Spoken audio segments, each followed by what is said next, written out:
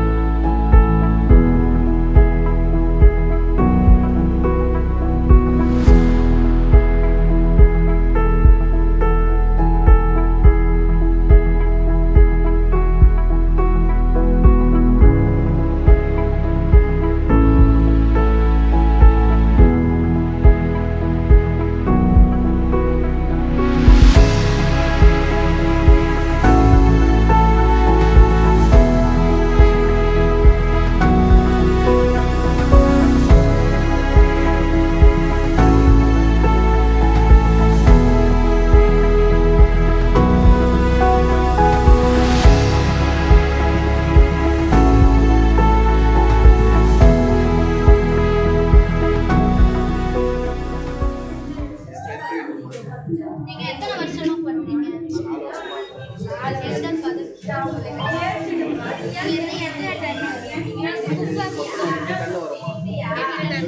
குப்பை வருதா?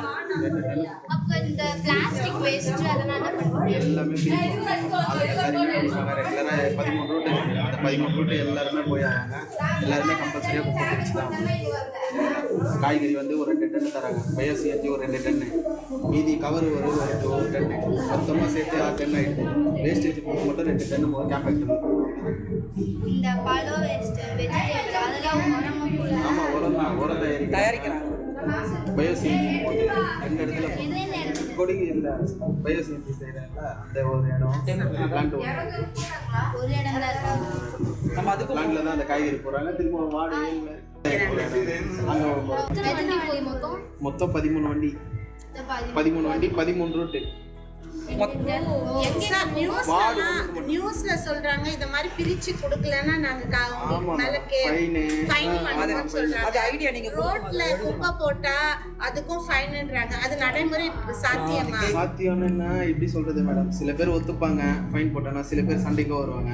அதனால நம்மளே ஃபர்ஸ்ட் சாதகமா சொல்றது தான் நம்ம வேலை, கடமை. சொல்லிட்டு கொஞ்சம் பிரிக்க வச்சுட்டு திரும்ப அதுவும் கேட்கலன்னா சிஏ வச்சு ஃபைன் போடுறது தான். இப்போ நீங்க அந்த ஃபைன் சொல்றீங்க இல்லைங்களா? இப்போ அதே குப்பையை அவங்க கிட்ட இருந்து வாங்கும்போது நம்ம இவ்வளவு காசு கொடுக்கணும் குப்பைன்னா, அப்ப கரெக்டா அவங்க குப்பையை குறைப்பாங்க இல்லைங்களா?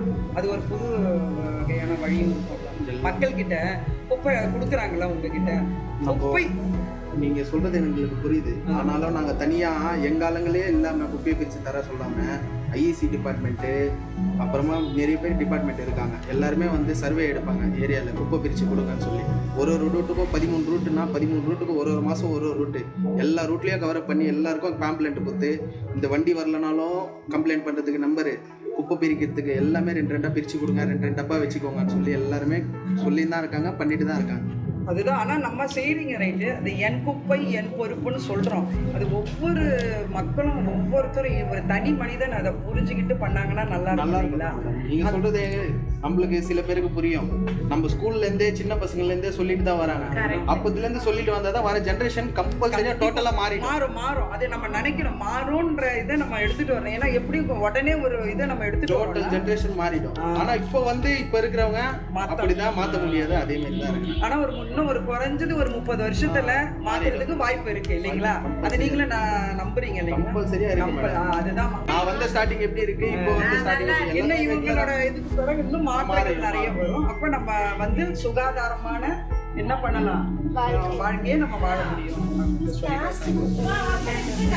அந்த பிளாஸ்டிக்ஸ் எல்லாம் எங்க எடுத்துட்டு போறாங்க? பிளாஸ்டிக் எல்லாம் எடுத்துட்டு ரீசைக்கிளிங் பண்ணுவாங்க. ரீசைக்கிளிங்காக தான் எல்லாமே.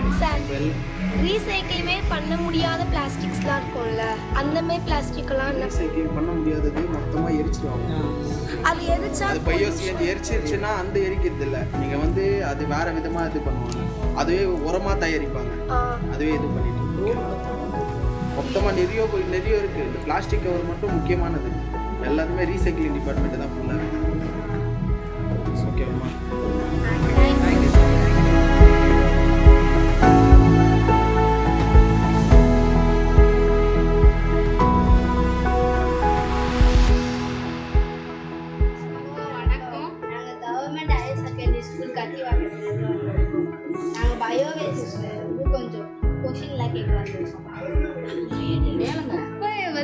மொத்தத்தையும் கலெக்ட் பண்ணி எங்க போய் போடுவீங்க? பின் இருக்கு, பின்னாண்ட பெரிய வண்டி வந்து அது வந்து தனித்தனியா பிரிப்பீங்களா? ஆமா, கவர் தனியா, பேப்பர் தனியா, எல்லாத்தையும் ஒன்று 2 பேர் பிரிச்சு தருவாங்க, 1-2 பேர் பிரிச்சு தர மாட்டாங்க. அப்ப இந்த தக்காளி, அந்த வெங்காயம், அந்த வேஸ்ட் எல்லாம் எங்க போகும்? அதெல்லாம் தனியா ஒரு இடத்துக்கு MCC போகும். பர்மா நகர் பிளாஸ்டிக்ல எடுத்துதான் அது தனியா எடுத்துட்டு போவாங்க. பாட்டில், காய்கறி கவர், பாட்டில்லாம் அதெல்லாம் இது பண்ணிட்டாங்க. அதெல்லாம் மசாலா கடையில் ஒரு உலகநாதபுரத்தில் எஸ்எம் நகரில் அந்த மாதிரி எவ்வளோ குப்பை வரும் ஒரு அளவுக்கு? இலை குப்பைனா கொஞ்சம் அதிகமாக வரும், வீட்டு குப்பைனா அது டீவோட் வேஸ்ட்டு தான். நாங்கள் பெருக்கிறோம்.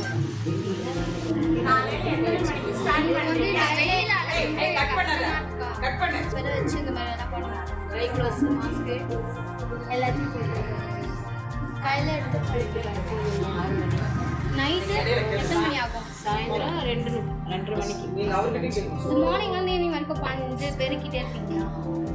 12 மணி வரைக்கும் இந்த வேலை பார்ப்போம். அதுக்கப்புறம் கும்பலா மாசம் இருக்குன்னு சொல்லிட்டு அங்கே போய் கேங் வேற பசங்களே எடுமா சேர்த்து. நீங்க என்னென்ன அவேர்னஸ் வச்சுட்டு உங்களுக்கு ஹெல்த்துக்கு இஷ்யூ வராம இருக்க என்னெல்லாம் யூஸ் பண்றீங்க? மாஸ்க் எல்லாம் யூஸ் பண்றீங்களா? ஷூலாம் போட்டு போறீங்க. அப்போ மழை பெய்யறப்ப வந்து இலையெல்லாம் உள்ள அப்போ என்ன பண்ணுவீங்க?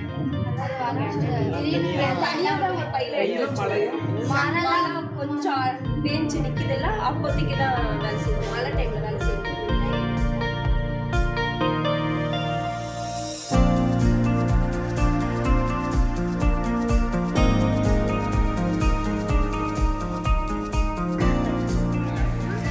நீங்க வந்து டீசென்ட்டாக நீட்டாக இருக்கீங்க, இந்த வேலையை விரும்பி செய்கிறேன்றீங்க. நீங்க என்ன படிச்சிருக்கீங்க? நான் வந்து டிசி டிப்ளமோ சிஇங்க. வேலைக்கு வந்துட்டா டீசென்ட்டு அதெல்லாம் பார்க்கணும். அந்த வேலை என்னவோ அதை நம்ம செய்யறது, நம்ம செய்கிற தொழில் நம்ம செய்யணும். சரிங்களா? எப்போவுமே உங்களுக்காக இருந்தாலும் சரி அதான் செய்யணும். எங்கே இருந்தாலும் சரி, எந்த வேலையாக இருந்தாலும் சரி, செய்கிற வேலையை லவ் பண்ணி செய்யுங்க, தெய்வமாக சரி.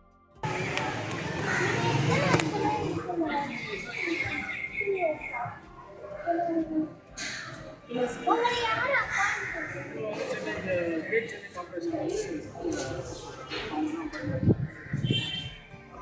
உங்களை மாதிரி எத்தனை பேர் வேலை செய்வாங்க? உங்களை மாதிரி எத்தனை நம்ம எங்கள் மாதிரி பார்த்தீங்கன்னா வேலை செய்யணும். இந்த ஸ்கூல்ல மொத்தம் 677 நாங்கள் தொடர்போம். நிறைய வேலை இருக்குது. எப்படி நீங்கள் சொல்லுங்கள்? வேலைன்னு வந்து வேலையை வந்து விரும்பி செஞ்சால் தானே அது வேலை. நீ விரும்பி படிக்கிறதுனால தானே அது படிப்பு. அதனால் எந்த வேலையாக இருந்தாலும் விரும்பி செஞ்சனால அது கஷ்டம் தெரியாது. எல்லா இடமும் சுத்தமாக இருக்கும். அதே மாதிரி பிளாஸ்டிக் பொருள்லாம் தனியாக போடணும், மஞ்சள் குப்பை, மக்காத குப்பை அதெல்லாம் வந்து தனித்தனியாக போடணும். இப்போ நானே கூட பெருக்கிறேன்னா பிளாஸ்டிக் பாட்டில் தனியாக போடணும், இலைங்களே தனியாக போடணும். புரியுதுங்களா? உங்களுக்கும் அதே தான். ஏன்னா சில பொருள் வந்து மக்கிடும், சிலது வந்து மக்காது. அது அப்படியே சோறு ஆச்சுன்னா உங்களுக்கு பெருசாக வந்து உங்களுக்கு வந்து இதுவும் சரிங்களா? அதனால் வந்து கவனமாக எல்லாத்தையும் கவனமாக தேங்க்யூ. தேங்க்யூ.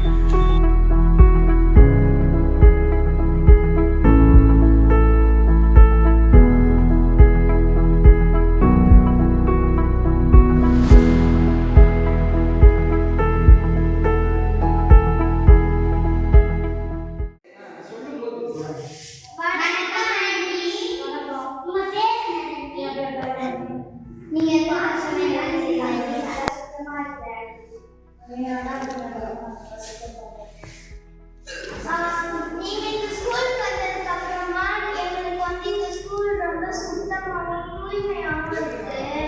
அப்புறம் வந்து நாங்க ரெஸ்டாரண்ட்ஸ்லாம் போனா நல்லா கிளீனா ஃப்ரீயா போயிட்டு வரோம்.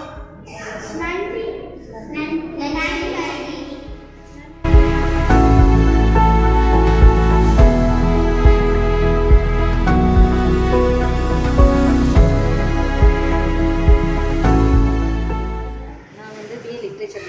நான் கடந்த 1.5 வருஷமாக இங்கே வேலை செய்யணும், தூய்மை பணியாளராக வேலை செய்யணும். இந்த வேலை செய்யறது உங்களுக்கு பிடிச்சிருக்கா ஆண்டி? இந்த வேலை இல்லைம்மா, எந்த வேலை செய்யறாலும் கடவுளாக இறைவனாக கொடுத்த வேலை. சரிங்களா? நம்ம படிப்பை பார்த்து எந்த வேலையும் செய்யக்கூடாது. நம்மளுக்கு என்ன இறைவன் கொடுத்துருக்காரோ அதை வந்து நம்ம திருடக்கூடாது, பொய் பேசக்கூடாது. இந்த ரெண்டு தவிர நம்ம எல்லா வேலையும் வந்து நம்ம மனசுக்கு பிடிச்சி எடுத்து செய்கிறது தான் நம்மளோட கடமையாகும். அது மட்டும் இல்லாமல் ஒரு பள்ளிக்கூடத்தில் இத்தனை மாணவர்கள் படிக்கிறாங்க, மாணவிகள் படிக்கிறதுனால அவங்க குழந்தைகளை நலன் கருதி நம்ம இந்த வேலை செய்யறது நம்ம வீட்டையும் பாதுகாக்கிறதா இருக்கிற மாதிரிக்கு நம்ம வெளி நாட்டு பள்ளிக்கூடத்தை ஒரு சமுதாயத்தை பாதுகாக்கிறது நம்மளுக்கு வந்து இறைவன் கொடுத்த கிஃப்டாக நான் நினைக்கிறேன். நான் வந்து இதை ஒரு சேலரியாக ஒரு ஊதியத்துக்காக நான் வந்து செய்யணும்னு கூட எதிர்பார்க்க மாட்டேன். நான் இது வந்து என்னுடைய நலன் கருதி ஒரு சமுதாயத்துக்கோ ஒரு சோஷியல் நினச்சி கூட இந்த பள்ளி, அதுவும் இந்த பள்ளியில் நான் செய்து ரொம்ப பெருமையாக நினைக்கிறேன். சரிங்களா ஆண்டி? நாங்கள் வந்து ஒரு வாரம் இன்டர்வியூ எடுத்துட்டு வரோம். அவங்கள மாதிரி இங்கே எத்தனை பேர் இருக்காங்க ஆண்டி? இங்கே பார்த்தீங்கன்னா மொத்தம் 5 தூய்மை பணியாளர்கள் பண்ணுறாங்கன்னா அதில் வந்து 3 ஆண்களும் 2 பெண்களும் வேலை செய்கிறாங்க. அதில் வந்து கழிப்பறை எல்லாமே சுத்தமாக வச்சுக்கிறது எல்லாமே வந்து ஒரு பெண்கள் பண்ணுறாங்க. மற்றபடி இன்னொரு பெண்கள் என்ன பண்ணுறாங்க, பள்ளி வளாகத்தையும் சுத்தமாக வச்சுக்கிறது, இப்போ பிள்ளைகளை வெளியே போகாமல் என்னென்ன பண்ணுறாங்க எல்லாம் பார்த்துக்கிறது கொள்வது, காலையில் வந்தோன்னா சாயந்தரம் வரைக்கும் என்னென்ன எல்லாமே நோட் பண்ணுறது. மீதி 3 ஆண்கள் என்ன பண்ணுறோம், இதே மாதிரி பள்ளி வளாகத்தில் தூய்மைப்படுறது. மொத்தம் ஓவரால் பார்த்தீங்கன்னா 5 பேர் வந்து வேலை செய்யலாம்.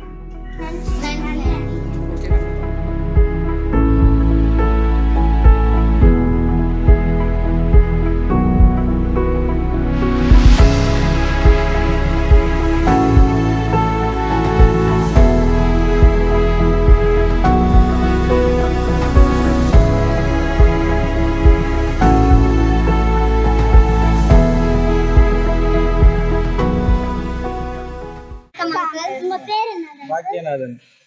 நீங்க இங்க எத்தனை வருஷமா வேலை செய்றீங்க அங்கிள்? 1.5 வருஷம் வேலை செய்கிறேன். நீங்க என்ன படிச்சீங்க அங்கிள்? 9th 9th கிளாஸ் இதே ஸ்கூலில் தான் படித்தேன். நீங்க இந்த ஆரோ வாட்டர்ல இருந்து வேஸ்ட் தனியா செடிக்கெல்லாம் ஊத்துறீங்க. செடினா இப்போ இதுக்கு முன்னே இருந்தவங்க எப்படி எனக்கு தெரியாது. இப்போ நான் வந்ததுலேருந்து தண்ணி வந்து வேஸ்ட்டாக போகக்கூடாதுன்னு சொல்லிட்டு HM கிட்ட அதை பிடி மிஸ் கிட்ட எல்லாம் ஓஸ் கேட்டேன். அவங்க வாங்கி கொடுத்த ஓஸ்னால இருக்கிற செடிக்கெல்லாம் தண்ணி ஃபுல்லாக செடிக்கெல்லாம் தண்ணி ஆச்சுங்க. அது வேஸ்ட்டு தண்ணி தான், பூமியில் போகிற தண்ணி தான். அது செடிக்கு இது மாதிரி கூண்டெல்லாம் கட்டி விட்டு பிடி மிஸ் இவங்க 2 பேர் தான் எல்லாம் கொம்பெல்லாம் வாங்கி எல்லாம் ரெடி பண்ணாங்க. செடியெல்லாம் இவங்க தான் வாங்கி கொடுத்தாங்க. அங்கிள் நீங்க இங்க வந்ததுக்கு அப்புறம் செடிலாம் நல்லா செழிப்பா வளருது, ஸ்கூல்லே ஒரு பசுமையா ஆக்கிட்டீங்க. ரொம்ப நன்றி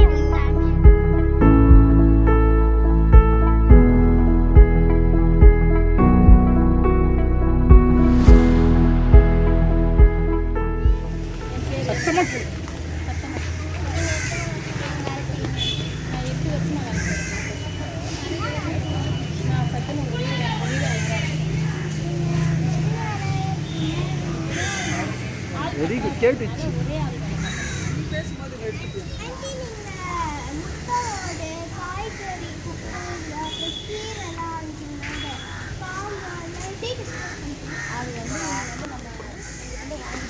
இதையும் காட்டுறேன், இதில் போட்டுடுவேன்.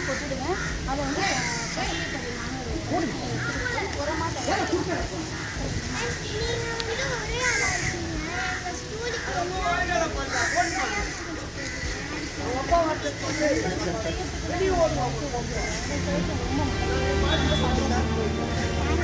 Thank you.